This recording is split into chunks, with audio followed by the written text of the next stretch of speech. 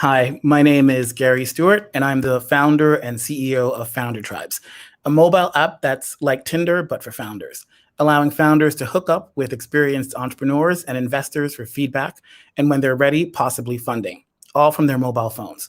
We exist to empower entrepreneurs of all races, genders, geographies, religions, and yes, sexual orientations, because we understand that while talent is distributed equally, opportunity is not. And we are here to change that, which is why I am so excited to welcome this panel with some of the most amazing LGBTQ plus entrepreneurs, executives, and investors on both sides of the pond during Pride Month. I can't wait to introduce you to them, but before I do, I'd like to give you a peek of our FounderTribes app and let you know that we'll be launching our commercial beta later this September. So with that, I'm gonna ask Peter to show the video.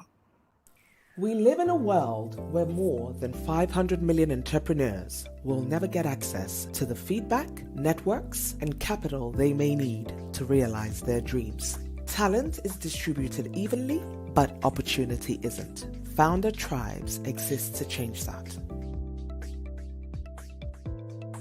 Our mobile app can be accessed by anyone, anywhere in the world. It all begins with a founder submitting a pitch that will be evaluated by a community of entrepreneurs and investors relevant to their vertical and stage. Through the app, each founder gets qualified feedback about which areas of their business might need improvement, in the form of how many people swiped right or left, and in the form of ratings on each key element of a business plan based on Sequoia Capital's evaluation system. Each founder is then offered a personalized selection of video tips from world-class founders who explain how they've overcome similar challenges. Our professors are truly world-class and include such names as Stacey Abrams, Steve Blank, Jen Wong,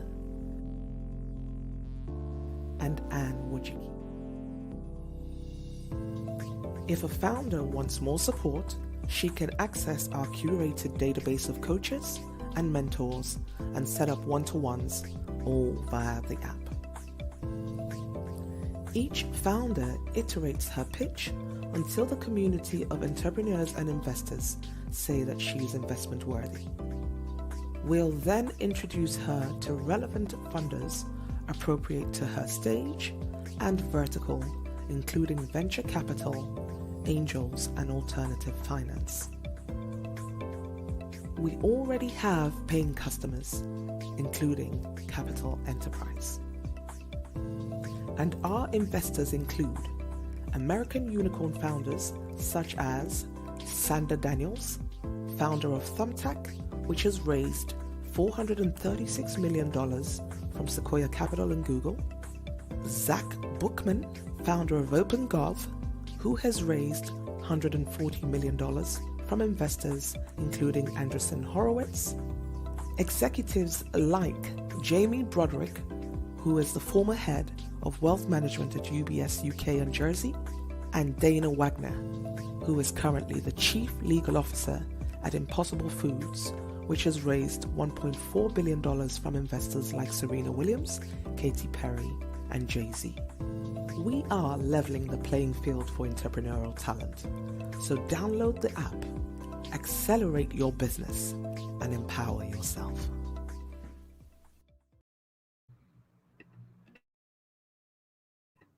Thank you, Petar, for showing the video.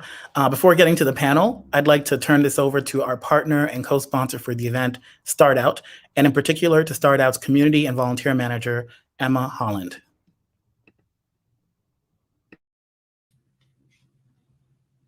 Hello, everyone. It is very nice to meet you virtually in this space. Thank you for joining today. StartOut's mission is to increase the diversity, number, and impact of LGBTQ entrepreneurs and amplify their stories to drive the economic empowerment of the community. Over the past 11 years, we've built a community of currently 17,500 members, and we individually support 300 entrepreneurs every year. Our programs are open to LGBTQ founders who could use some extra support.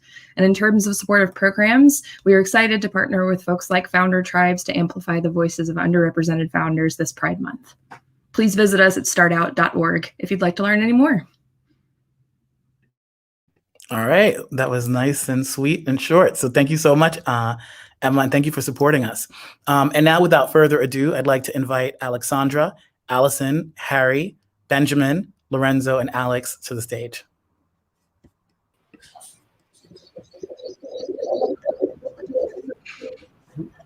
All right, awesome. I think we have everyone. Is that right? Cool. So I'd like to start, since you guys are entrepreneurs or at least entrepreneurial, with asking each of you to give your 1-minute pitch, telling us a little bit about who you are, not just professionally, but also personally as well. So maybe we can start with Alex. Thanks, Gary, and hi, everyone, and thank you so much for having me on this panel today. I wear a number of hats, like many people on the panel. I was a founder. I founded my startup, The Memo, in 2015, exited to Forbes just 3 years later, and I'm now the managing director for Forbes Europe, so I run Forbes' business and Forbes' interests here across EMEA. But on a personal level as well, I'm really proud to share with you guys that it's actually my 4th wedding anniversary today with my partner. We got married 4 years ago. Thank you, everyone. And also on another personal level, I'm hoping to start to become a parent this year. Me and my husband are going through a surrogacy journey in Canada. And if anyone is going through one at the moment and wants to share stories and share like how difficult it's been, especially in a pandemic, I'm definitely here for that. Thank you. Well, thanks, Alex, and thanks for joining us on your wedding anniversary. I didn't realize that when we invited you, but that's awesome. So let's go next to Benjamin. Hi, I'm Benjamin Cohen. My pronouns are he, him. I'm the chief executive of Pink News. A bit like Alex, I'm also on a surrogacy journey. We're not doing it in Canada, we're doing it here in the UK, and it's a complete, absolute nightmare, particularly trying to do it in COVID times. So definitely not going to be a father this year, but hopefully next year, if all goes well and COVID testing and all this rubbish that we have to go through gets done. So I started Pink News a long time ago in 2005 with an ambition to create I guess at that point, an LGB, the term LGBT didn't exist, LGBT news source. Over time, we've evolved to be, from being the voice of the global LGBT plus community, to be a digital media business with a mission to inform, inspire change, and empower people to be themselves. And that means that we produce quite a wide variety of content. Every week, tens of millions of people consume our content. Primarily Gen Z and millennials, and we're having a good time. We've got, and in the last year particularly has been a very big growth period for us. At the time that COVID hit, we had 19 people in the team. There's now 45 and another 15 people, which will be hired over the next couple of weeks / months. So growing quickly, revenue going quickly. Pleased to be here, and also thank you to Founders Tribe for donating a speaker's fee to Wise Thoughts, which is a charity that I'm a trustee of that particularly looks at assisting LGBT plus people in the arts from a minority ethnic background. Thanks. The host is gone. I think we lost Gary. Alex, why don't you pretend to be the host for the next and introduce the next person? I'll step into Gary's shoes and hand it over to my fellow Alex. Thank you, Alex. It's all right. Sorry, Gary. No, I like that. So entrepreneurial. So go ahead. I think they asked me to go, so happy to. My name is Alex Aimee. I'm sitting here in Brooklyn, New York. I'm originally from Haiti in the Caribbean, and my parents immigrated to the US when I was 6.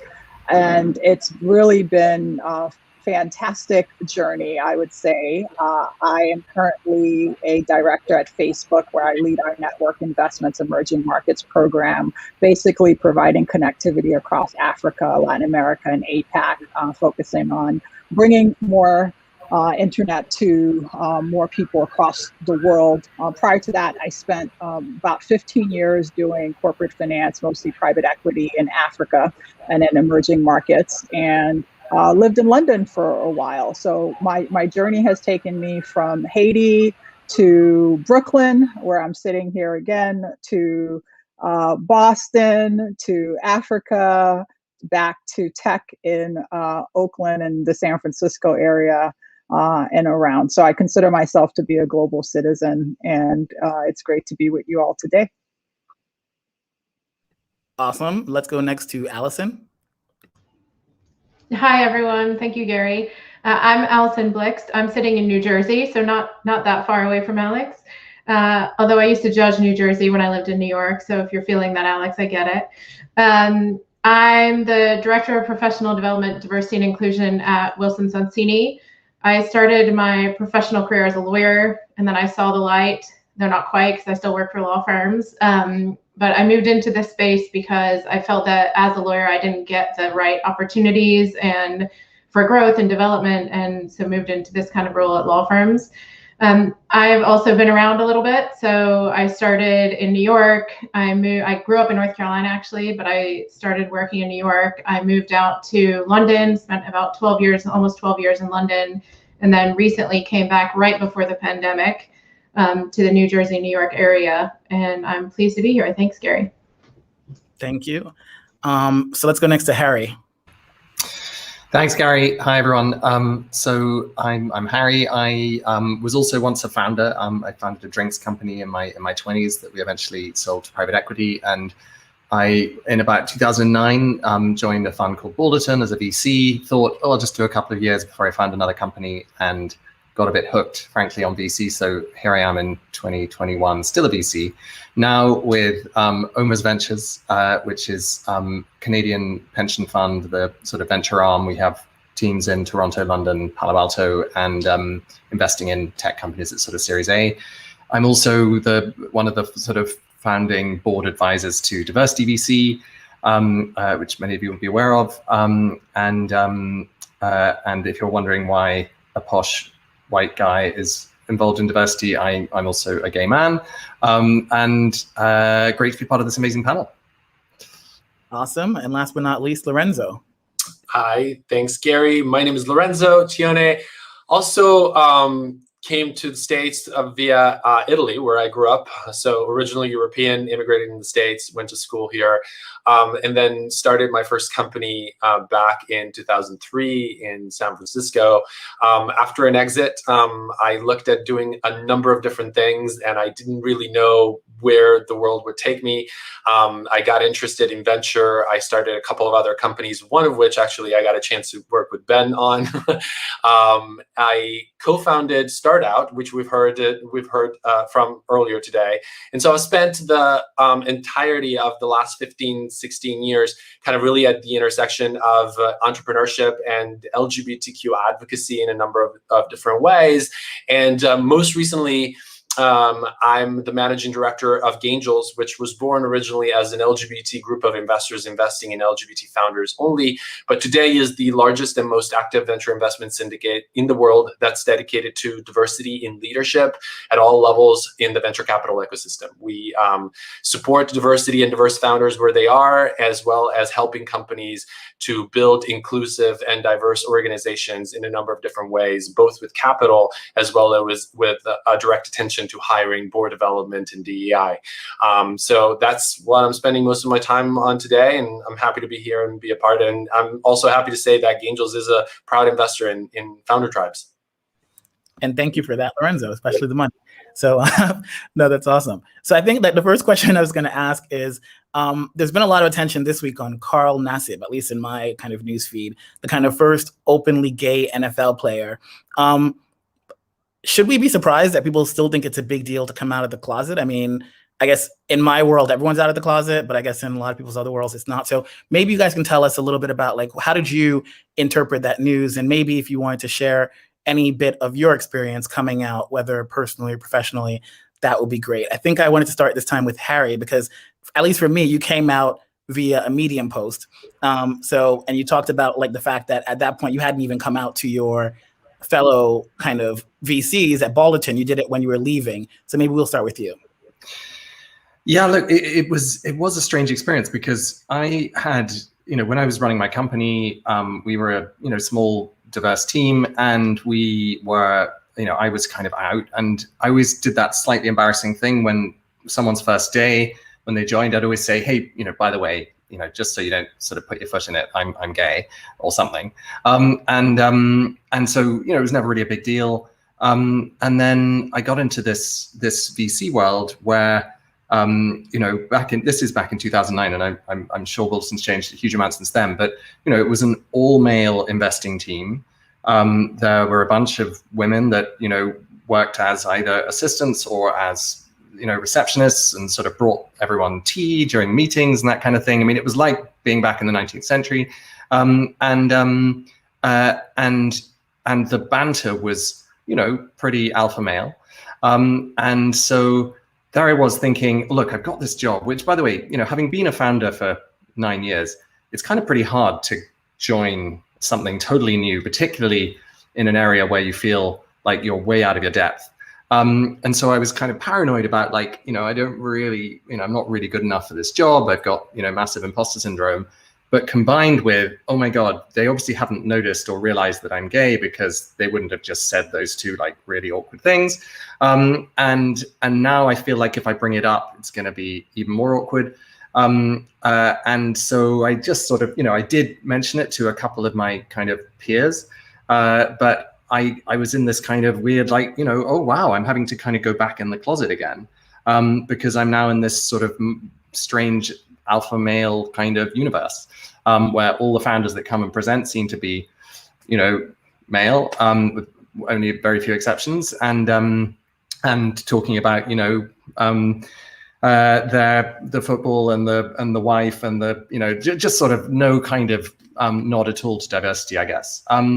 And so yeah, look, I didn't keep it a secret, but I guess I just didn't broadcast it until that leaving kind of blog post. And look, everyone was extremely lovely about it.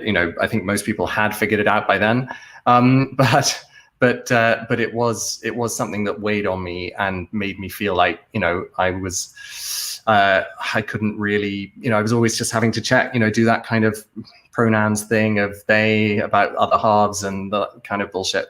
So yeah, it was a reminder that even when you're 32, as I was then, and you've been out for a lot of time, a long time, you can still feel like you are, you can't be yourself in certain contexts. And look, I'm afraid I don't know much about Carl Nassib, but I can imagine what he was going through.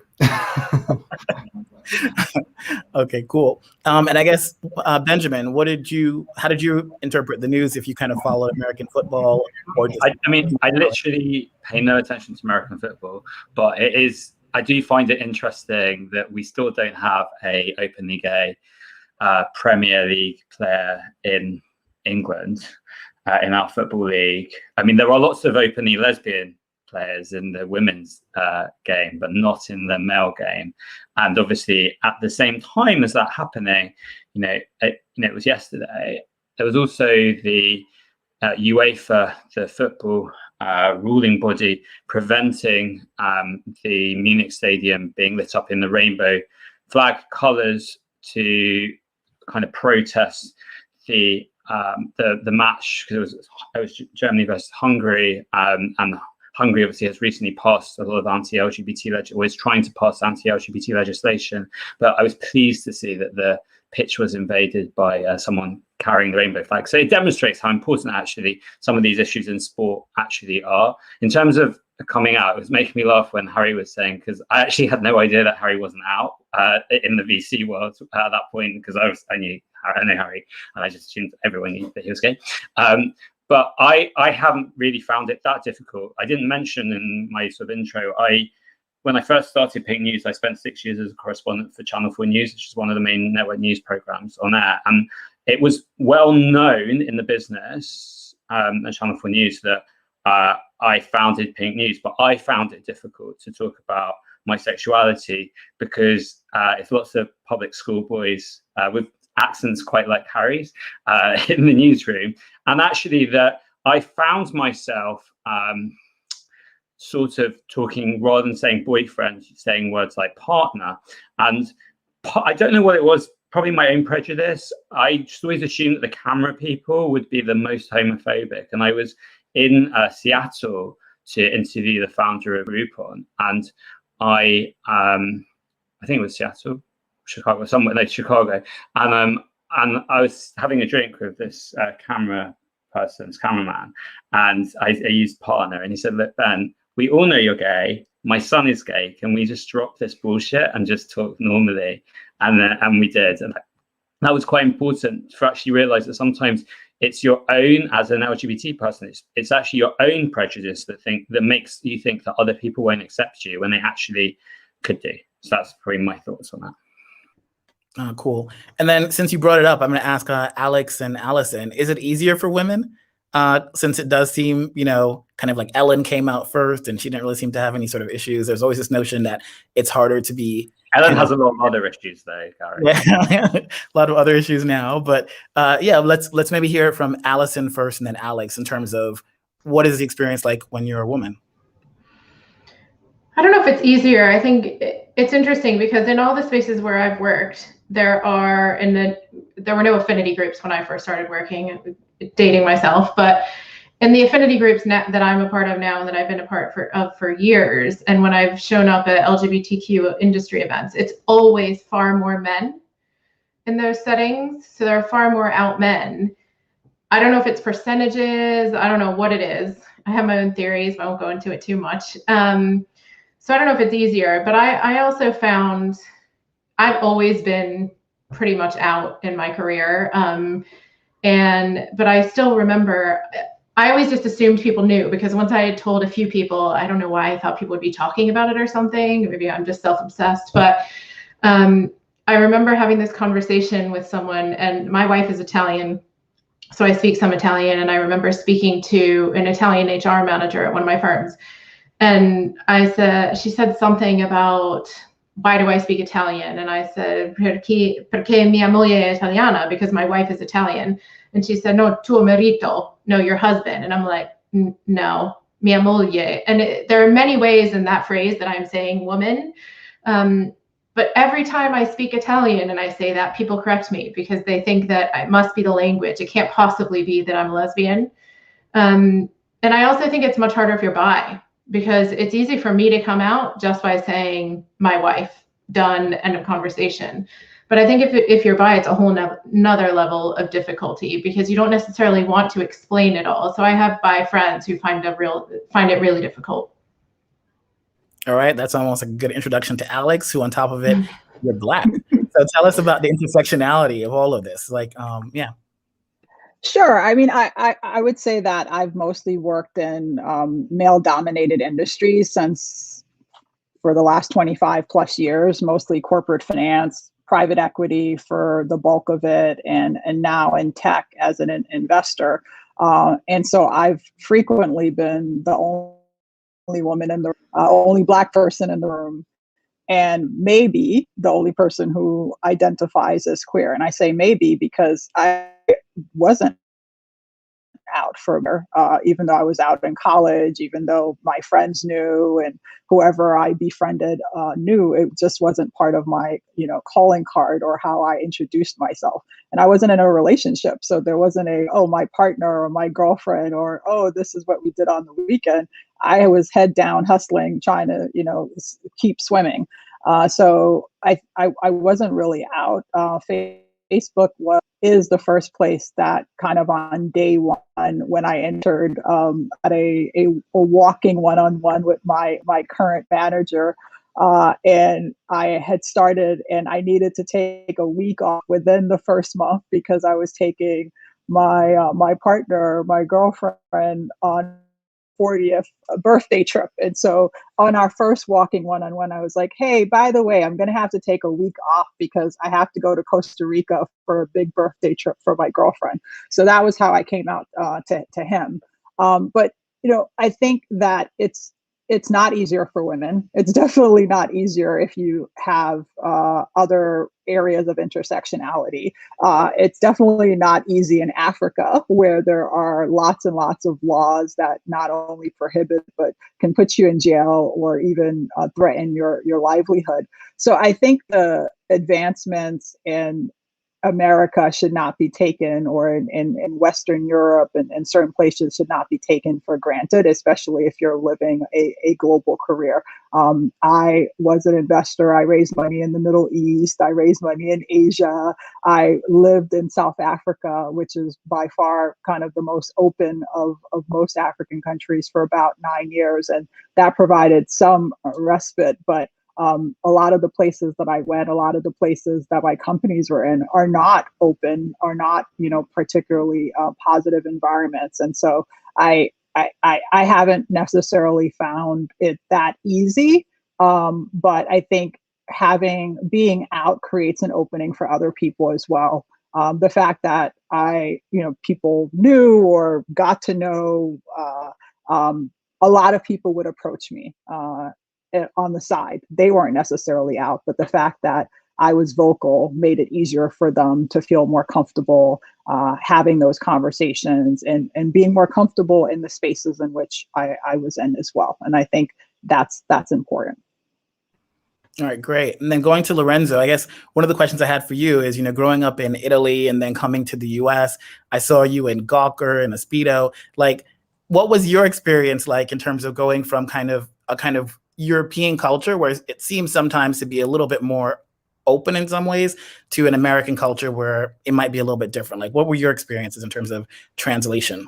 Yeah, a couple different things. I mean, I love the conversation. There is so much I could sort of add just from personal experience. I want to say a couple of things. One is very much the inspiration for StartOut came from conversations with fellow entrepreneurs who, unlike me at the time, they actually were in the closet with their boards or their advisors or their employees and so on. And we had these long conversations around why, because much like what Harry was saying, it always weighs on your mind and it always factors in every calculations, in every thought, which, you can't discount what impact it might have on your otherwise ability to be a good leader, a good manager, a good entrepreneur. And so we had these long conversations, and the answer was always the same.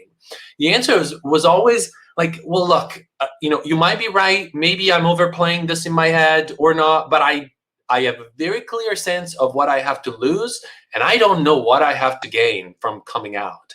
And there was a really kind of a moment of, kind of clear-eyed, where it says, well, someone has to create a good reason for people to come out, something to gain from your ability to live authentically and be part of your community. That kind of support, that kind of sort of, ability to know you're not alone, and that, encourages and that ultimately provides the platform and the opportunity for those stories to be visible and to be told.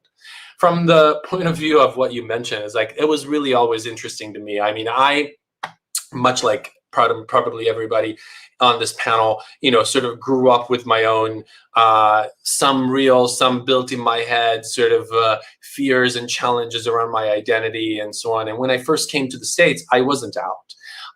And in a very cliche way, what kind of threw me out of the closet was something that it ended up having a massive impact on so many other decisions of my life, everything from Gaingels and StartOut to even the work I've done in the theater, which is I got to be in the States and arrived as an immigrant just a handful of months before September 11 happened. And, sort of cliche, life is too short. You kind of have to, figure out a way to be authentic and not live with regret. But on the other hand, it kind of was, even as a white guy from Europe, it was that moment where immigration all of a sudden was a bad word, and everything was over scrutinized, and everything seemed to be like, having this out external impact on your life that you had no impact on. And it had a massive influence on my ability to, I think, empathize and understand the importance of changing people's minds through representation and stories, and telling them and showing them that things aren't just academic and in principle, but they have a real impact on people. And that ultimately, when people kind of measure themselves against each other, we all want the same things, and we want, love and accomplishment and things. And so it just once I was out, it was just a no way of kind of going back for me. I went all in with respect to making sure that I did what I could to both provide an example, but also to help others. And that's why something like what you mentioned, the Gawker side, was so ridiculous. The fact that in 2008, there were still people trying to figure out a way in which they could shame people for being out. It was like, I laughed it off like big time, but it was a reminder at that moment that building something like StartOut was really valuable for so many other people. Otherwise, the kind of representation and knowledge and stories that we're being told were only kind of the negative ones, or the shame, the trying to shame people into things, which is, an entire other conversation around things that need to be changed. But I'm certainly happy that things went the way that they did. That's awesome. And I guess, Alex, you and I had a conversation the other day also about kind of the differences between the way that we deal with homosexuality in different cultures. I was saying, like, in America, you have organizations like StartOut and Gaingels, and there's a kind of a lot more, I guess, like activity, whereas in the UK, it seems a bit more muted. And you thought that might be cultural. So I'll kind of let you explain your point of view. And then the question I really want to ask at the end is that a good or a bad thing? Do we need more organizations like StartOut in the UK so that people can kind of feel like they have a place that they can go to if they are, LGBTQ? Yeah, absolutely. And what I'm about to say, I'm sure that some of my fellow Brits may disagree with, and I think it really depends where you're coming at it. But I guess as a journalist, I've been sort of in different bubbles and working in different industries and met different people. But my personal opinion is that I believe a lot of the business world in Britain has changed relatively recently, but a lot of older industries or more traditional industries, for example, the legal profession, I think it's still quite difficult, whether gay or straight, to actually talk about relationships and to talk about your home life. And there used to be quite a conservative sense of separation, particularly for men when they're working in business. And so my suspicion is that in the UK, that still has a legacy and that's still playing across today. So absolutely, organizations like StartOut, we need to have more of those things in place to put it there. But I also wanted to reflect, if I may, on the news about Carl Nzube as well. I mean, because that really kind of stirred up some emotions in me personally, because I came out very young. I'm from a tiny town in Gloucestershire. I came out at 15. It was really, really hard, but I'm proud that I did it. And one of my personal heroes, Dan Savage, I want to kind of really praise something that he put out there on Twitter, really making out the point that it's wonderful and to celebrate Carl for being able to come out, and that's a good thing. No one should take that away from him. But we should not forget, especially right now during Pride Month, all of the people that laid the ground before him, all of our trans sisters and brothers out there that have fought so hard, all these other people as well. And I think it's just so very important that, yes, on the one hand, an American football player is a very kind of safe, palatable media narrative. And I think it's a very kind of like easy story to put out there. But I really want to praise and thank the people before us that laid that path and made it helpful and made it easier for us to come out. Well, I think that's a good time to transition to Allison and then to Benjamin. Allison, because you wrote an article in The Advocate, I think it was last month, talking about kind of the difficulties that you faced, kind of trying to have kids and have your wife be recognized as your wife. I don't know, maybe you want to put it in your own words. I don't want to kind of tell your story for you. Yeah, sure. I won't go into the whole story because we don't have enough time for that. But in summary, we had our two sons both in London. And Stefania, my wife, had our first son, and I had our second son. And after we had our first son, when we went to get his citizenship, American citizenship at the embassy, they asked us whose sperm was it, who carried him, whose egg was it, at which point I realized there was a problem. And after the end of that conversation, they said, okay, well, he's not American then, because you're not his genetic or gestational mother, so you don't pass your citizenship to him. And after that happened, we reached out to lawyers. We were going to fight it. And then we were focused on having our second son. And for those of you trying to have kids, it is a roller coaster. Even with 2 wombs, it was a roller coaster. So after we had our second son and he did get American citizenship, then the story was even more compelling because it's 2 brothers being treated differently. So we took our case to court. And it's been in the media quite a bit. That was in January of 2018 that we filed our lawsuit. And we only recently had a resolution where our son has now been given his official recognition of birth abroad and his American passport. But we had to resort to the courts, and it took a long time.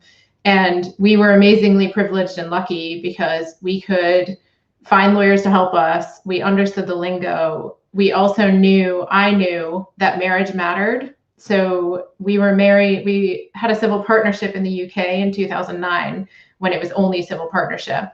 And then when the law changed in the UK in late 2014 and marriage was legal, I had a hunch that our being married was going to matter in the citizenship process. And so we upgraded our marriage in January of 2015, just before our son was born. And it did matter because the law is about a child born in wedlock. So the new policy of the State Department helped us and solved our problem and many others, because we were very determined not to just make this difference for us and our son, but for others as well. And there were other couples, not just us, fighting this battle.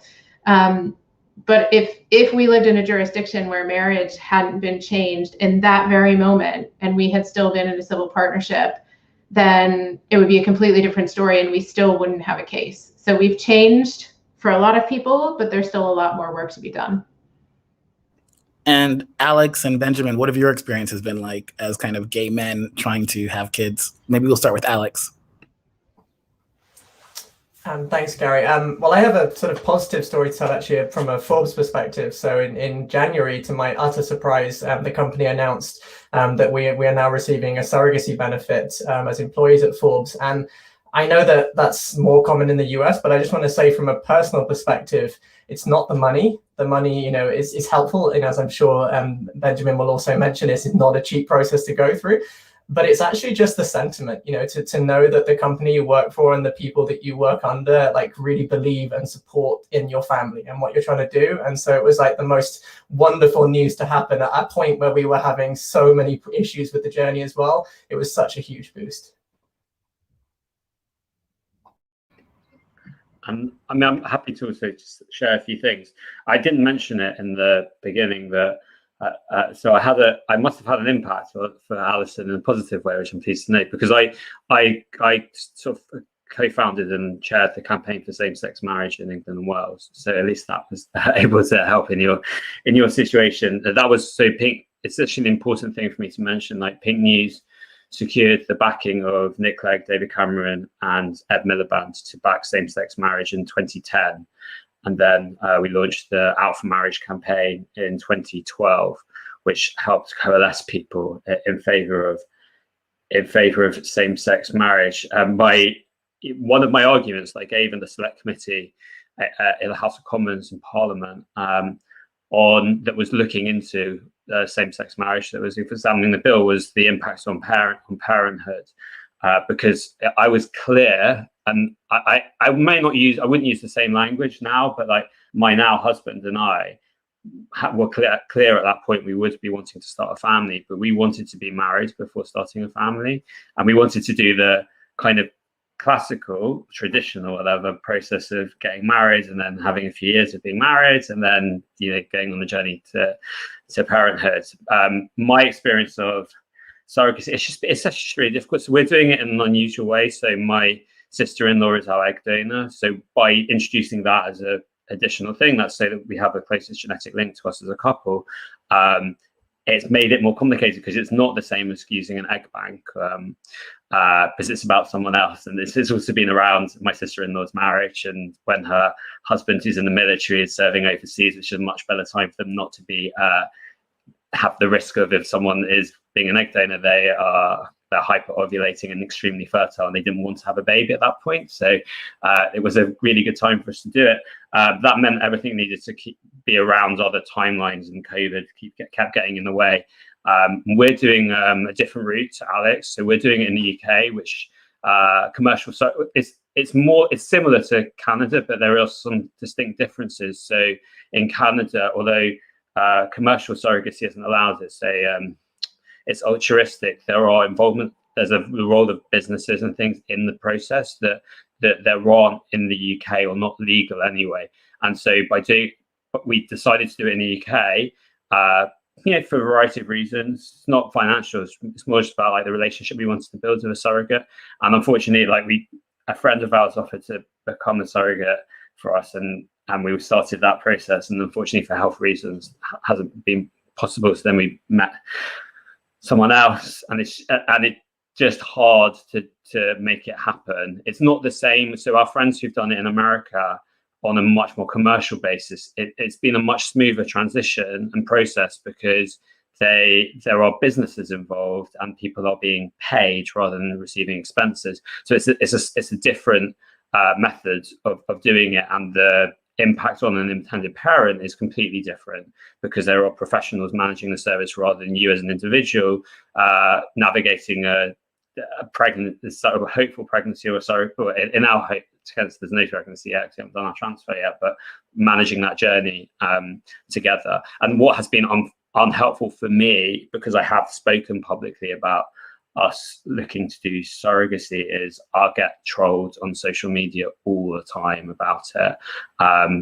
Also because I'm a trans ally and Pink News is trans inclusive, there are those who are opposed. What I found very interesting in this process, there are those who are opposed to trans rights tend to also be opposed to surrogacy, and their arguments are homophobic, really, at the core. But you've got this like horrible alignment that then comes at you as this as a man looking to create start a family through this way. So it's an unusual and very stressful process that I heartily recommend for people to consider, but I would warn that it's a challenging thing, particularly if you're running a business. And today I had at least an hour of my day dealing with surrogacy related things and phoning clinics for test results for our surrogate and stuff, or hopeful surrogate, when I couldn't be doing meetings. And it's a stressful thing to be doing at the same time as running a business, for sure. No, well, thanks for sharing. And I guess you brought up an issue that I'm going to ask Harry and Lorenzo about, because, we have pretty good representation on this panel, but there's no kind of trans representative. And I realized that within my network, I don't really know that many kind of trans entrepreneurs or VCs or angels. So Harry and Lorenzo, since you guys are kind of actively out there looking for founders and kind of you have a diversity angle as well, are there loads of trans entrepreneurs, or do we need a lot of work to be done to kind of not just deal with the kind of gay issue or the lesbian issue, but then also the trans kind of issues as well? Maybe we'll start with Lorenzo. Well, first of all, next time, just ask me, because I will be gladly to point you in a number of good directions. I wouldn't say that there's loads of them. Obviously, there is a really stark kind of difference when you look at the availability of capital and support for, when you look at the intersection of, from LGBT to LGBT entrepreneurs of color to women, and then you start looking at trans entrepreneurs, the kind of the disconnected from the gatekeepers and the networks of capital and so on becomes even more intense. But there are awesome trans entrepreneurs out there, and they're doing some incredible things. Some of them are building solutions and products that serve the underserved communities that need it. We are proud investors in a company like Daylight, which is one of the two founders is a trans woman. Translator, Tali. I mean, I am a big fan of those entrepreneurs who are taking all the challenges of starting a business, piled on top of the incredible ostracization and problems that happen both online and offline for trans women and trans women of color and trans entrepreneurs. So we are, we're very proud investors in probably a dozen more, I don't know, I haven't counted, but companies that are trans-led and trans-founded. And I hope to be continuing to meet great trans entrepreneurs that we can support. That's awesome. And Harry, are you having a similar experience? I mean, no, not really, to be honest. I've met a handful of trans founders, but I think, I mean, just coming back to your question on the sort of the differences, I guess, between UK and US, perhaps on this topic. I think, I mean, one thing, I was with a founder that I backed in the past who's, not openly out as gay, bisexual. This week, and he would say, look, I this is like a minor part of who I am. And I don't want to start with that. And that used to be my argument too, to be like, look, I know I'm gay, but there's about 12 things that are way more important about me than me being gay. So I don't want everyone to be like, oh, he's the gay one. The trouble is that, when you're in a business, if you work for someone like Clifford Chance, there are going to be probably other gay, lesbian, trans, bisexual people potentially. And, there's enough, because we're a small percentage, minority, there's maybe sort of force in numbers. When you're working in a small startup of 10 people, 30 people, the chances of there being kind of, more than a, sprinkling of sort of any intersection, if you like, becomes extremely small. And so I think there is an onus on, me and others in the kind of startup world to, I guess, be more open about who we are and to, champion opportunities to bring people together and to, become more comfortable with that identity. If that makes sense.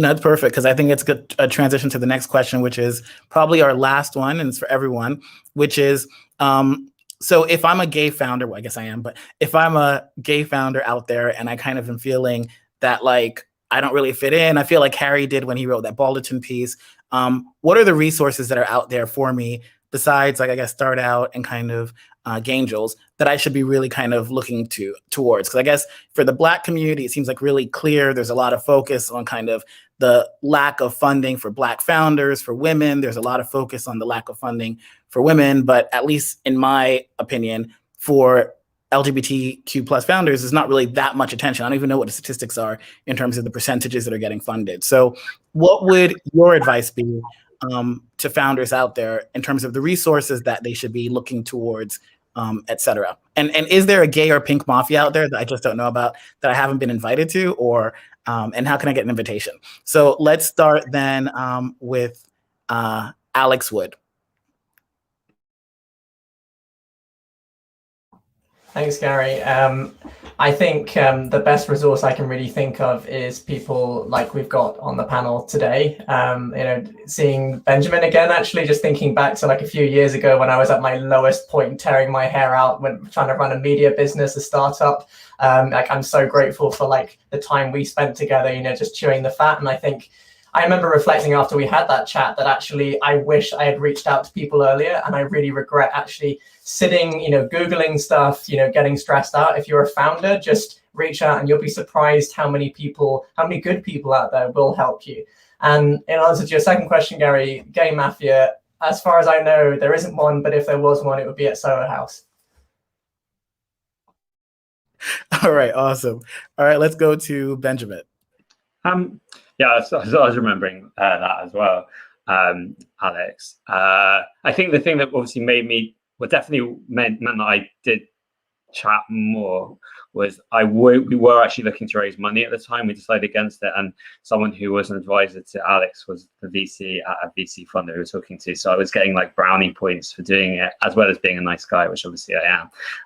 And then we decided not to take any money anyway. So I genuinely was being a nice guy. Actually, in the UK, the Gaingels, I remember going to a launch. There was like going to be a Gaingels or something in the UK. I don't know exactly what happens to it, but I remember I went to it. I went to like a launch. Well, the pandemic happened, but we're getting it all restarted. I think we'll be there in early September. Great. And then there's also Series Q in the UK that does does networking events that sort of aligned to the sorts of things that StartOut's doing. Genuinely, lots of entrepreneurs get in touch with me. Mostly people are trying to pitch me to for Pink News to cover, and I normally just say, well, I don't write the stories, I don't commission the stories. So if you want to be on Pink News, please email one of the editorial team and don't annoy me. But when someone actually comes to ask a question and it's a genuinely interesting question, a lot of people are very willing to have a chat. That's what I found for when I've reached out to people that I want to kind of share knowledge with or learn from. People are often very flattered, and I'm definitely flattered when a founder, like I was speaking to a young lady this morning, like when a founder gets in touch and they say, oh, I've been admired you for ages on Twitter or LinkedIn or something, and then can I get some advice? And you're definitely very keen to do it. So it's genuinely, it's asking questions. I think there are starting to be good networking groups in different parts of the world. And, you know, I went on the UK government ran a LGBT trade mission in 2019 to New York. And then when we went on that, there were lots of people from like StartOut there. There were lots of different people there. So actually look out for those sorts of opportunities. There's a good way of meeting entrepreneurs in different environments and experiencing slightly different variants of what you're doing. There really should, though, be, you know, a WhatsApp group for everyone to be like sharing their gossip or whatever. But I'm sure that someone could create something like that. Perfect. All right, let's go to Alex. Sandra. Sure. Thanks, Gary. I would say that capital raising is all about relationships. Fundamentally, it's about your friendship circle. It's about networking, and it's trying to find as many points of intersection as possible. So yes, if you're gay or you're queer, go find queer people to befriend and network with. And, you know, if you're Black, find people who you can befriend with. The affinity groups are absolutely critically important. And you're going to have lots of different overlaps. Maybe it's football. It's definitely not American football for me, like, right? But maybe you have a football crew, or you have a softball crew or something. But you need to find points of overlap. That's fundamentally how capital raising works. It doesn't work from pitching. It works from relationships, and it works from word of mouth, right? I'm an angel investor in a number of things, and every single one of those are individuals who are people of color and or gay. And I've made it a point that that's where I want to put my money. I want to put my money towards the people who are otherwise underrepresented. And so what I would say to those of you who also have networks is, what are you doing to make sure you're not just giving it to just your friends or the people who look like you or who are already in your circles, right? Because as I listen to this conversation, what comes to me is the thing that we're not talking about is the intersection of class to all of this, right? I went to Harvard, I went to Stanford for business school and law school. I can dial a lot of different people who don't look like me or who don't self-identify as queer as I do. In order to make those connections, right? If I need to raise capital, if I need to find an investor, I have a network that I've developed through education that I can call on. But for many, many people, they don't have that access, right? And so one of the reasons I'm so encouraged by FounderTribes is the fact that your whole mission is to democratize entrepreneurship and to ensure that it's not just a function of the people who you're playing racquetball with or at the Soho house with who are getting capital. It's not just the people who went to Stanford and Harvard like I did who are getting capital. It's actually people who have innovation.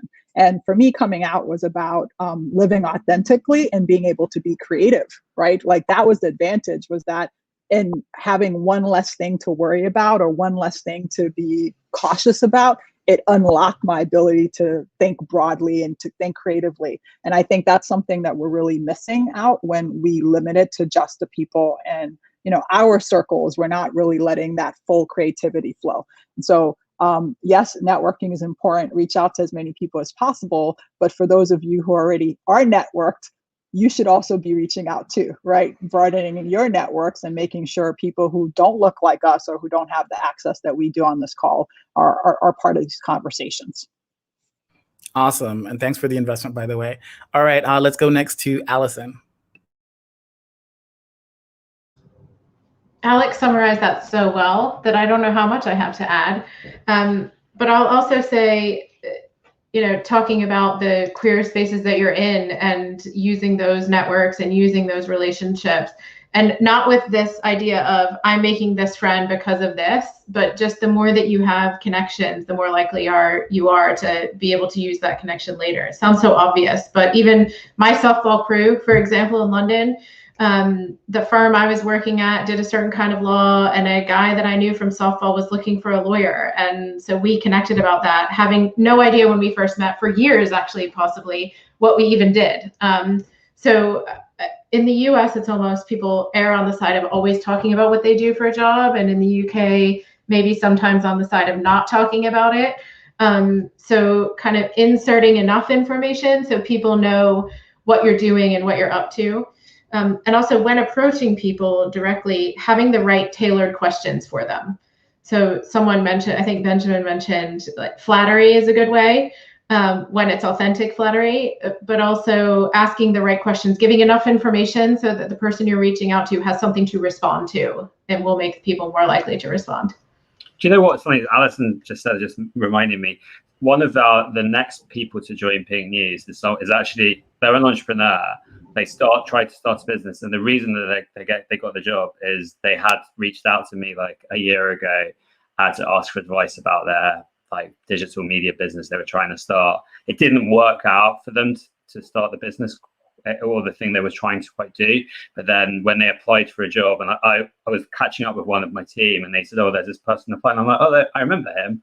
He came, had an interesting Zoom call with him, and it was really nice. And he got the job based on essentially flattering me a year ago. No, cool. And I see Lorenzo had to drop off, but I guess he would just say go to StartOut and Gaingels. So then, Harry, you have the last word.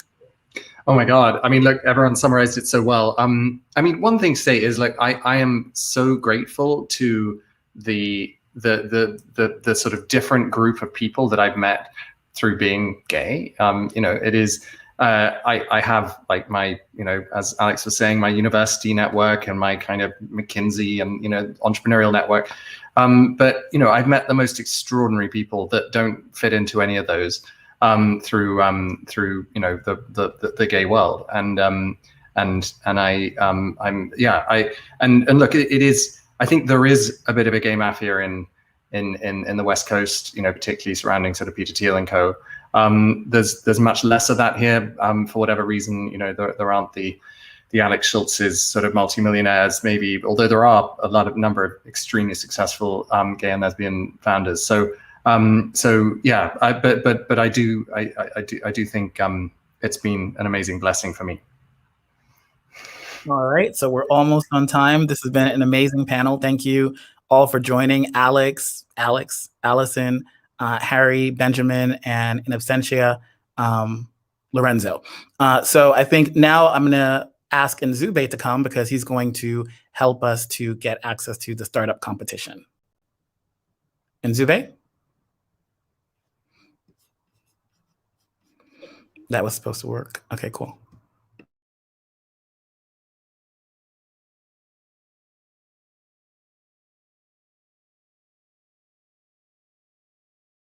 You're on, Nzube. We can't hear you. Hi, good afternoon, good evening, good morning, everyone. I'm Nzube Ufodike, the host of Stay Stories and your host today for the FounderTribes Pitch Slam. We had an amazing panel, so we're going to go straight into the pitching session. So without further ado, do I proceed to invite our guests and the startups to the show? First on the lineup, we actually have 3 minutes per company. So I'm sure you all know the drill. The very first company is called Avalist, and we should be having Mandy coming up on stage any second now. So Mandy, when you're ready, if you want to switch on your camera, we can begin the clock for your 3-minute pitch. Okay, we had John.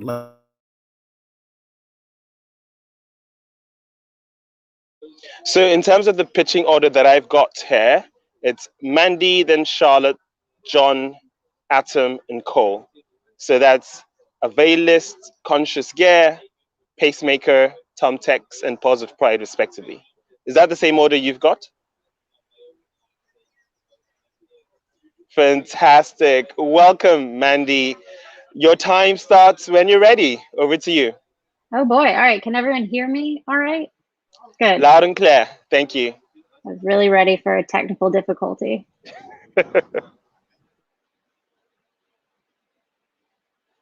And can you see my screen? Yeah, good.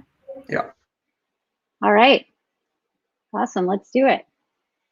Hi, everyone. I'm Mandy Poston. I am the founder of Availist. Availist is a custom search engine for food and beverage delivery. Think Expedia meets Evernote for groceries, dinner, and drinks.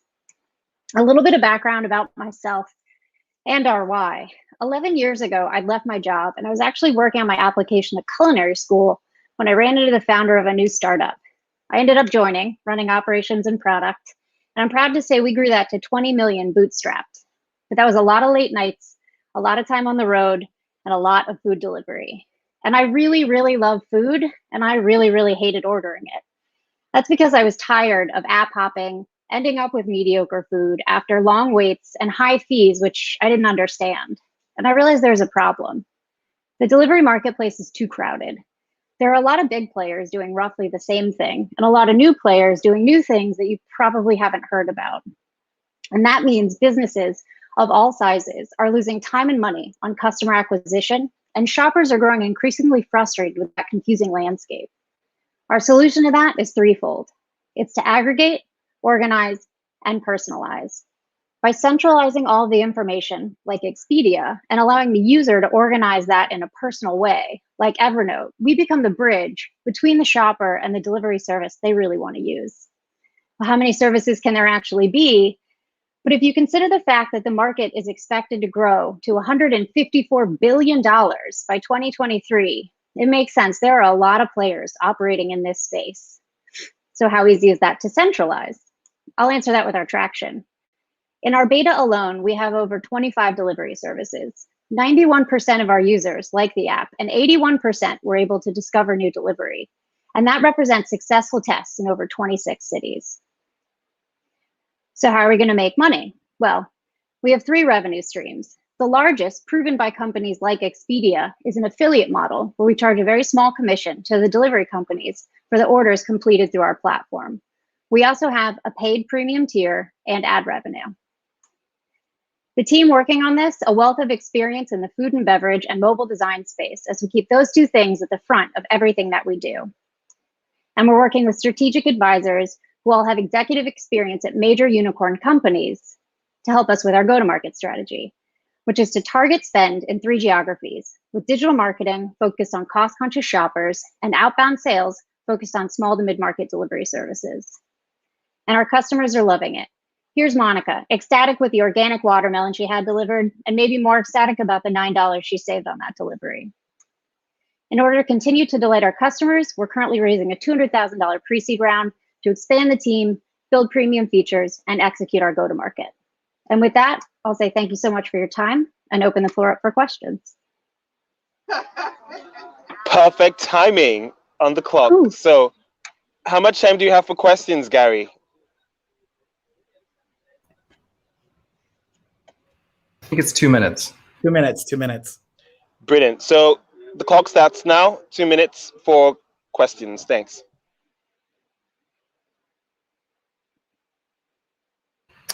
Mandy, are you able to stop sharing so we can see you a little more? I am. Awesome. All right. So Mandy, question from me. Why? Sorry, how are you going to get people to kind of install this in the first place? Sure. So, right now, a lot of our focus is on visibility. So I mentioned a lot of our use of the pre-seed round is going to be that go-to-market strategy. So digital marketing, targeting cost-conscious shoppers, but we plan to target them with food first, so visually. We're doing a lot of Instagram ads. We're doing a lot of influencer campaigns. We want people who love food to be thinking about what they want to order for dinner, to be thinking about where they want to order groceries from. And so we're getting ahead of them that way.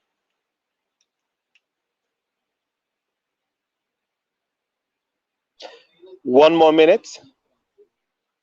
Well, sorry, I have a quick question, which is, so does the transaction take place on your platform, or are you linking out somewhere else? So does the user still need to have accounts of everywhere else, and you're just an intermediary for that to that extent? That's a good question. So it's actually going to vary depending on the integration we have with the delivery provider. It's an advanced, like if it is a kick out, it kicks you out to the restaurant you were currently shopping in. So it's a smooth transition to any external platforms. Other platforms are directly integrated with our simple API, and they'll be able to carry out the transaction through our platform.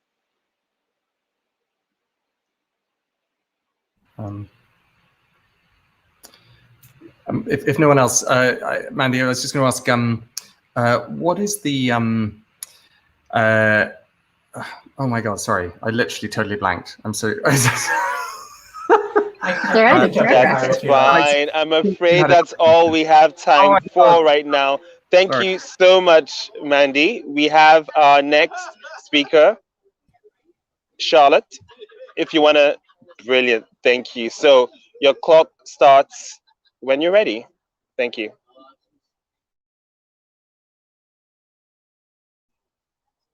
I think we've lost Charlotte. Maybe she can come back on again. Greetings, everyone. So, my apologies. hi, welcome back. That's fine. Technology does its own thing. So, Charlotte from Conscious Gear, over to you when you're ready. Thank you.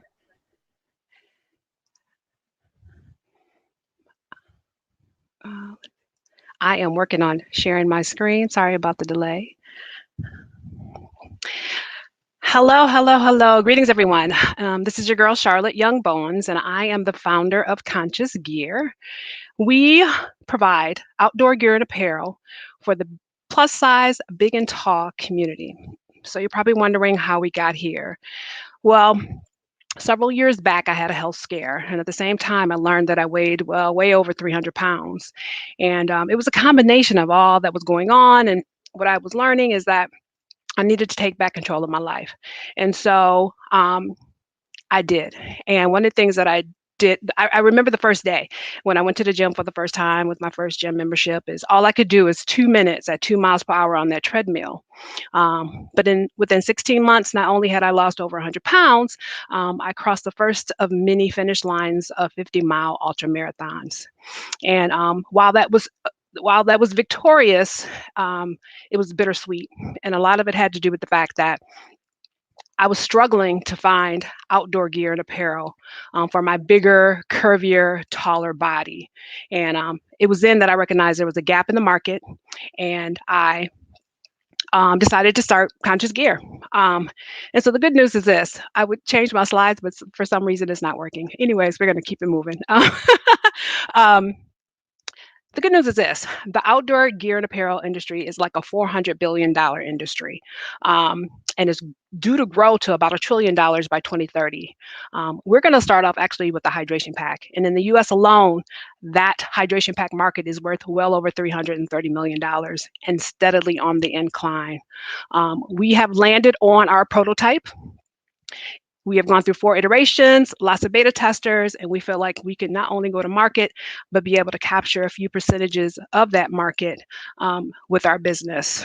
But how do we get there? As a direct-to-consumer company, I'm going to need some help. And first of which starts with capital. We need to raise probably around $25,000 to build out our e-commerce website, as well as hire a consultant to help us with crowdfunding so we can build brand awareness and do some pre-sales. But also, my arms are wide open to any potential mentors that feel aligned with what we are doing. I welcome that wisdom to the Conscious Gear family, because Lord knows I can use all the help I can get. Finally, in closing, I want to say this. I'm doing this company because I care.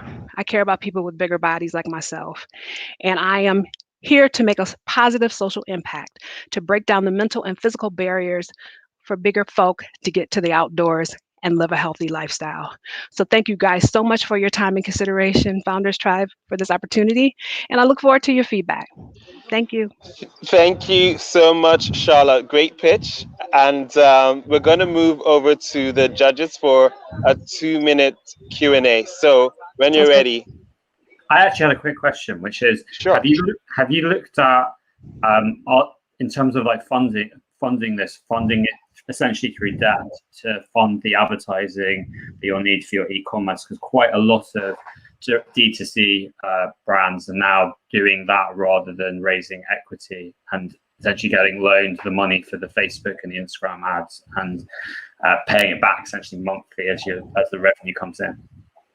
Wow, I hadn't considered that, but I'm definitely, thank you for telling me about that, because that's definitely something we should be considering for sure as a B2C. You could try Uncapped, which is led by a LGBT founder. Oh, great, thank you. And Charlotte, Harry's asking if you can stop sharing the screen so we can see you. How do I? Okay. Howdy. Hi, Charlotte. I have a question. Sure. So you talked about your first product being a hydration pack. Can you tell us a little bit about that, and also what other products you're thinking initially? So we do plan on offering an array of products. We're starting with the hydration pack because it happens to be my pain point as an ultra runner. And so we've landed on this design that really is about, we're going to offer extra large to 8X, which is unheard of in industry. We've beta tested it. We've created this prototype based on beta tester feedback. And also I think as a bigger person, one of our pain points is like stuff doesn't fit and stuff isn't comfortable. And so that's what the design is we're designing in it that way so that people can, from the moment they put it on to the time they take it off, it fits, it's comfortable, it works. So it's called Vesta Pack. And we're super excited about taking it to market. We've got time for just one quick question and a quick response. Who would like to take that?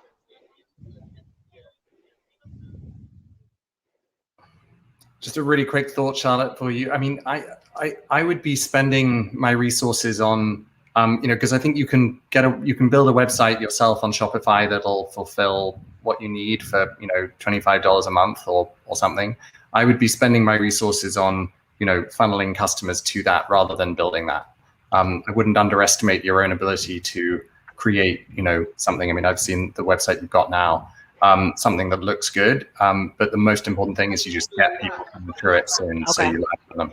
Brilliant. Okay, I like that. Thank you so much for that, Harry. And I'm afraid that's all we have time for this segment. Thank you so much, Charlotte. Thank you, and guys. Next up, we have John from Peacemaker. If you'd like to start sharing your screen, we'll start the clock as soon as you start the presentation. Brilliant. Welcome, John.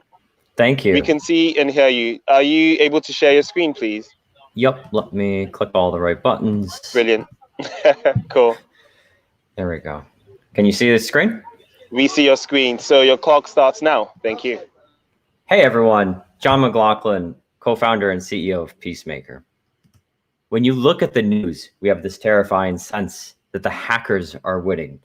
The global economy lost an estimated $1.2 trillion just to data breaches in the first quarter of 2020.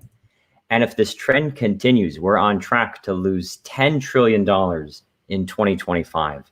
This is why we built Peacemaker. Peacemaker is a platform that handles your data security so that you and your team can focus on your business. And it turns out that there's actually 37,000 tech companies that service regulated verticals that care deeply about security. And 4,000 of those 37,000 are early stage startups strapped for resources. So the problem is simple. There's not enough data security engineers in the world for everyone to continue rebuilding one-offs. The innovation that we provide here at Peacemaker is very simple. Oh, I'm losing my... What we do is we take proven technology and we package it together in an easily consumable package that's quick to install in any tech stack. I am having some technical hiccups here. Okay, we have 28 companies on our platform today with 17 POCs in our sales pipeline with great early feedback from our customers. Customers absolutely love us. And again, the reason why they're adopting Peacemaker is to save themselves both time and money compared to building this out in-house. Now, when you look at the data security landscape, there's a lot of market competition and product competitors out there. But those market competitors are still asking everyone to build their own solution on top of their tools all those product competitors are really experimenting with new technologies that are not ready for production yet. And this slide really should say superheroes, because these guys are just incredible. We're 5 battle-scarred security engineers and entrepreneurs right here in the Valley. We have nearly 100 years experience at places like Apple, Symphony Communications, Pure Storage, Mage Networks, Bell Laboratories, where we've built systems like Peacemaker many times over. We are raising $1 million against a pre-seed round and a safe instrument. I don't think my slides are transitioning. Bear with me for a second.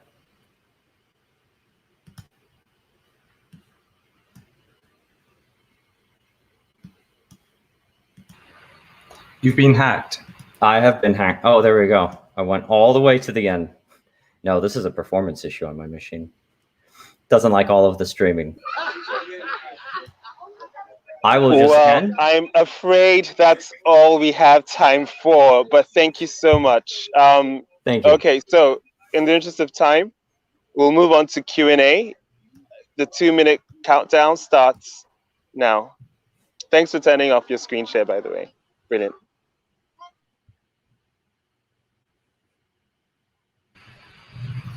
I'm happy to start. John, how do you demonstrate to your clients the effectiveness of the product? Oh, that's a great question.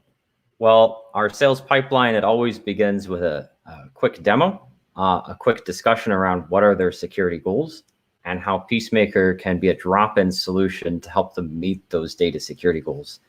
And then we usually do a quick demo, but we also recommend partnering with a pen testing or a third-party security audit that does not involve us to actually verify, to ensure that those security goals are actually met. So, great question. And we actually have some go-to-market partnerships that we're exploring with some pen testing agencies because that's business that needs to go somewhere and it's not something that we can handle in-house. So. I'll jump in then. What's the secret sauce? Because I guess you're kind of bundling other people's technologies, it looks like. So what do you add to the mix? So when you talk to a security engineer, they're going to get very excited about the technologies and the encryption, and there's a lot of technical grit underneath the hood. What's missing out there in the marketplace and why the global economy lost $1.2 trillion to data breaches is because when you buy products, those things are just tools. And when you buy tools, the expectation is that you have to use them to build your own solution on top of it. Until Peacemaker, there was no drop-in solution for how do I encrypt my data within my application. So you know the app Signal. Signal is a great example of end-to-end encryption deployed. They have security experts in-house. They've thought a lot about that specific problem, and they built it just for chat. This is what my co-founders and myself have built in our day jobs and in past lives. We've built very interesting careers around it, but we kept building the same thing over and over again. And we thought, well, hang on a second, this is crazy. Let's just build this one last time and share it with the world. Thank you so much for that, John. I'm afraid that's all we have time for in this segment, so thank you. Thank you. Up next, we have Cole from Pause of Pride. So changing the order slightly, Cole will come up next. After Cole, Atom, Tom Text. So Cole, if you'd like to just dial in.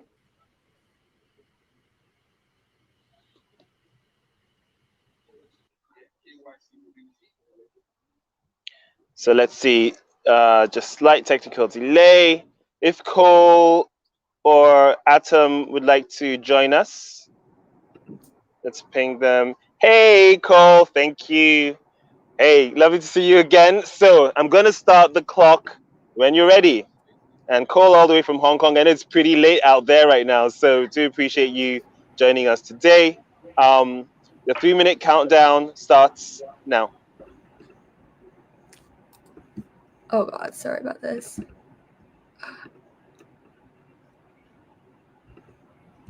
Okay, so Pause of Pride is a fashion brand for LGBTQ+ youth. We exist because this community doesn't have cool things made just for them. Our mission is to unite the young people who make up the queerest generation ever. Paws of Pride is more than fashion. It is a home. So in less than 2 years, we're now making over 200,000 USD in annual revenue. We have 140,000 Instagram followers, reached 30 million people online with zero ad spend, and have customers in 60 countries. But how do we get here? So I'm Cole, I'm 18 and a Stanford student. So Paws of Pride started after I realized LGBTQ plus couples weren't represented in the greeting cards where I lived. So I decided to create my own, starting with 2 cats in bridal gowns. And I was super excited to express myself and others. Then learning from this audience, I created accessories for 20 different LGBTQ plus groups and funded it on Kickstarter. We've since diversified into apparel. So now I design clothing inspired by queer experience. And it's telling my story, which is millions of other kids' stories. And it's a story of coming out, of growth, of coming into acceptance, of being part of a community. Our clothes speak to people through positive messages, the colors coming from the closet, and it's clothing without shame for everyone who felt scared to be who they are. And it's a lucrative market too, because people are coming out. 16% of Gen Zers are queer from only about 3% in 2012, and that's 320 million people.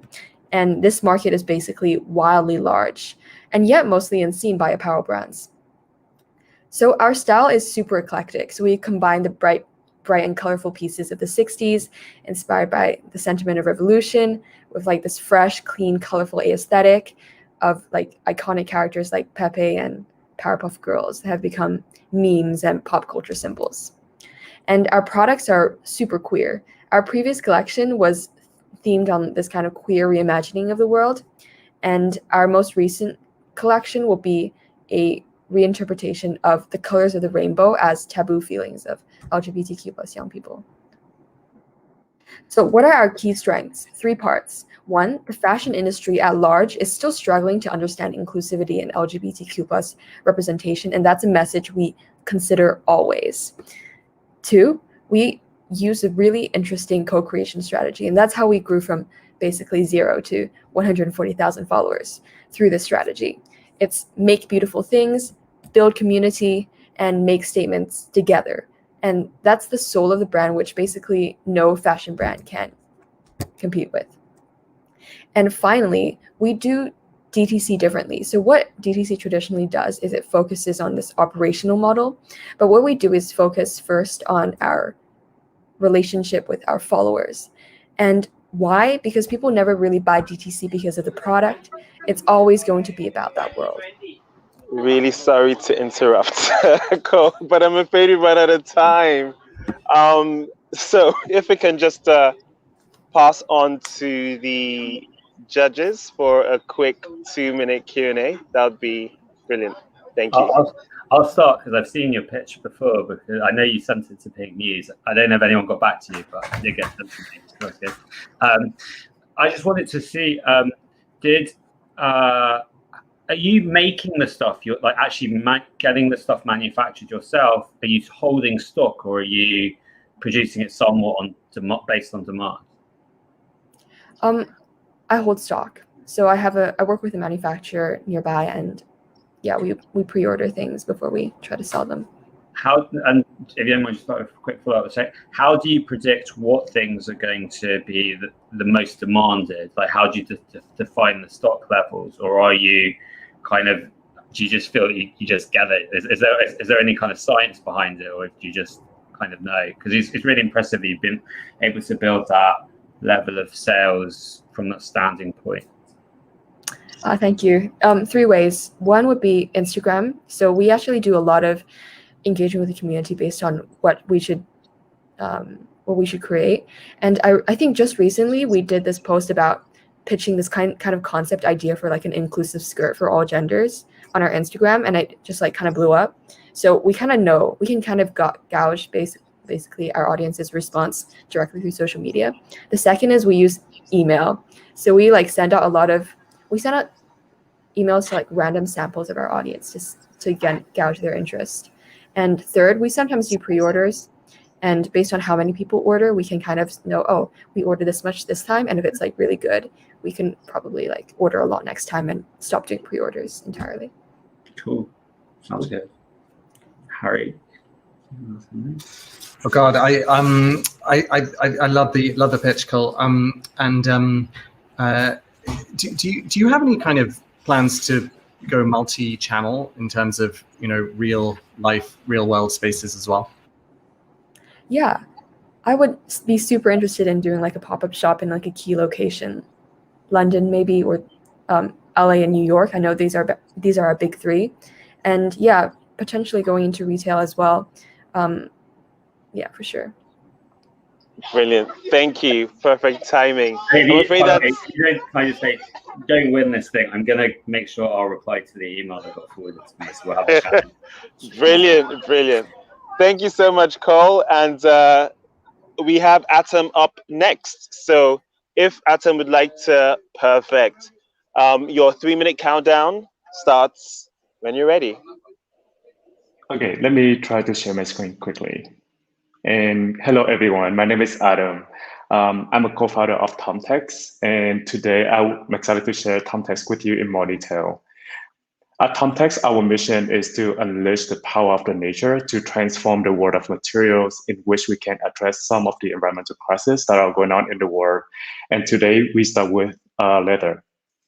I love leather because of its aesthetic and performance. However, as an eco-conscious consumer, I hate it at the same time because of its negative impact on human health and the environment. Recently, we have seen a market shift.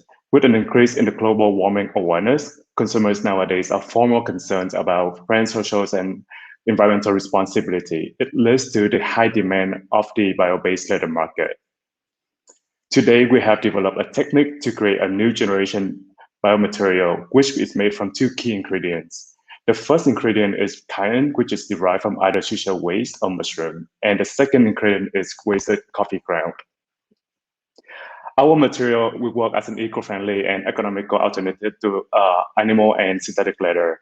So what are the key benefits that our material offers? Essentially, it is 100% recyclable and naturally biodegradable. And unlike animal leather, there's no toxic tanning process involved in our production. And unlike synthetic vegan leather, we don't use plastic, POA, or backing material. Also, we offer an end-to-end solution to reutilize the waste and convert it back into our material processing. Since launch, we received more than 1,000 business inquiries with interest in partnering and buying our materials. Many of them came from the key players in the luxury goods and tech industries. In the past 9 months, we have successfully established partnership with 4 large companies in both the luxury goods and consumer tech industry. They will be getting involved in our early R&D process and to help us quickly ramp up and improve the material. So how will we make money? Our revenue will mostly come from partnership with brands, and that's why in the first 5 years, we will focus on B2B sector.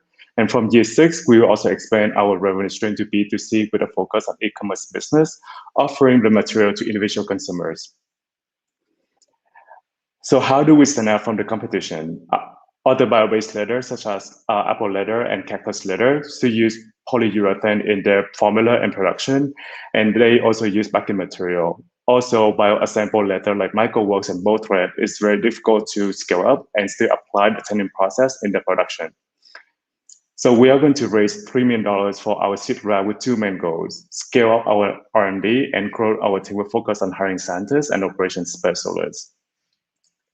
Since launch, we have been featured on many news outlets from Design Magazine to Science Journal. Also, we have been nominated and received many different awards.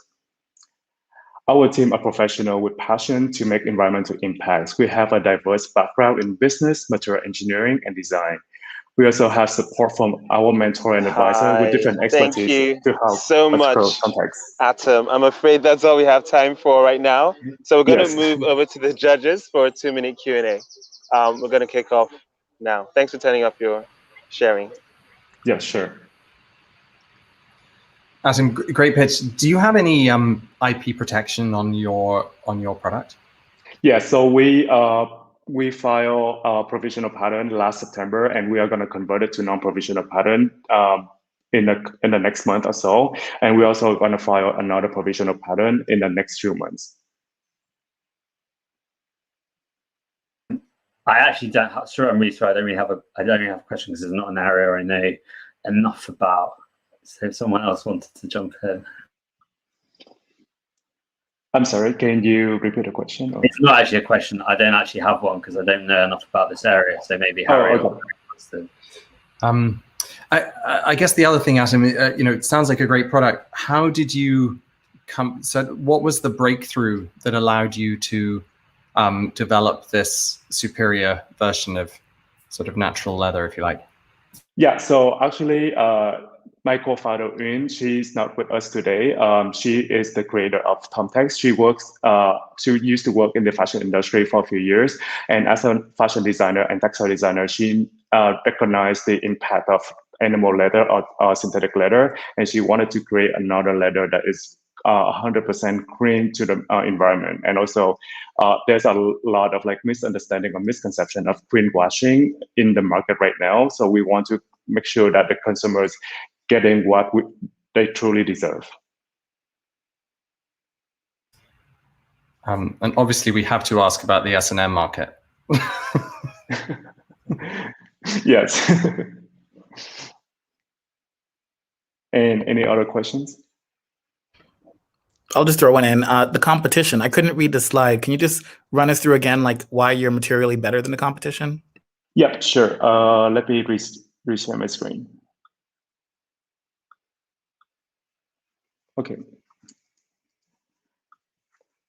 So I think we should focus on our core benefits. So we are 100% recyclable and naturally biodegradable. We don't use any toxic tanning process involved in the production, and we also don't use fabric backing in the production as well. So, and also we offer the end-to-end solution, which means that we gonna reuse the old material that we sell to the customers and repurpose them as a raw material for our production.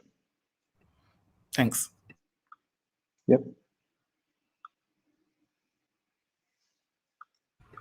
Nzube, we can't hear you. I think you're on mute. Classic rookie era. Thank you so much. Thank you all for this opportunity. Yes, thank you. Brilliant pitch. So that's a brilliant wrap up to the pitch slam over FounderTribes. And I'm Nzube from Stay Stories, signing out, handing back to Gary from FounderTribes. Thanks for having me.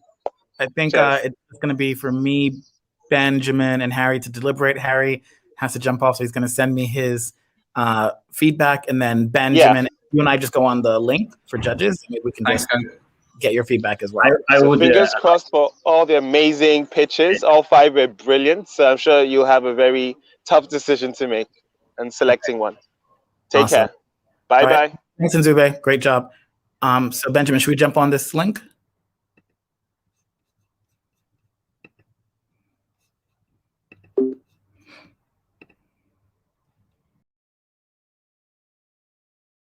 We live in a world where more than 500 million entrepreneurs will never get access to the feedback, networks, and capital they may need to realize their dreams. Talent is distributed evenly, but opportunity isn't. FounderTribes exists to change that. Our mobile app can be accessed by anyone, anywhere in the world. It all begins with a founder submitting a pitch that will be evaluated by a community of entrepreneurs and investors relevant to their vertical and stage. Through the app, each founder gets qualified feedback about which areas of their business might need improvement, in the form of how many people swiped right or left, and in the form of ratings on each key element of a business plan based on Sequoia Capital's evaluation system. Each founder is then offered a personalized selection of video tips from world-class founders who explain how they've overcome similar challenges. Our professors are truly world-class and include such names as Stacey Abrams, Steve Blank, Jen Wong, and Anne Wojcicki. If a founder wants more support, she can access our curated database of coaches and mentors and set up one-to-ones all via the app. Each founder iterates her pitch until the community of entrepreneurs and investors say that she is investment worthy. We'll then introduce her to relevant funders appropriate to her stage and vertical, including venture capital, angels, and alternative finance. We already have paying customers, including Capital Enterprise. And our investors include American unicorn founders such as Sander Daniels, founder of Thumbtack, which has raised $436 million from Sequoia Capital and Google, Zach Bookman, founder of OpenGov, who has raised $140 million from investors including Andreessen Horowitz, executives like Jamie Broderick, who is the former head of wealth management at UBS UK and Jersey, and Dana Wagner, who is currently the chief legal officer at Impossible Foods, which has raised $1.4 billion from investors like Serena Williams, Katy Perry, and Jay-Z. We are leveling the playing field for entrepreneurial talent. So download the app, accelerate your business, and empower yourself.